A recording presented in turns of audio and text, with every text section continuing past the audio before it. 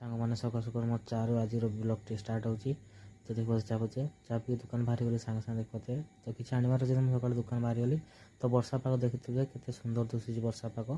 तो मुझे सांगे सांगे बाहरी गली दुकान को और पहुँची गली दुकान को और साबुन जीरा धरे कि फटाफट बाहरी गली रूम को देख पाते और मासे रूम को पहुँची गली चलो गाधे पड़िया।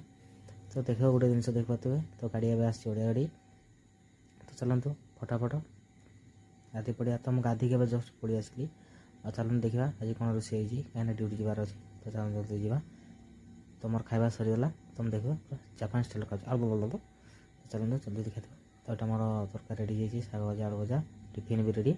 चलते फटाफट बाहर जा तो मुझे बाहरी गला यहाँ और गाड़ी भी स्टार्ट मारदेली तो चलते जल्दी पाग मस्त अच्छी। तो देखते दुकान आज पहुँची गली क्या चॉकलेट फ्लेवर मारी फाइनाल दुकान पहुँची गली और दुकान व्यू देख पाते जमी ब्लॉग देखा चाहते तो प्लीज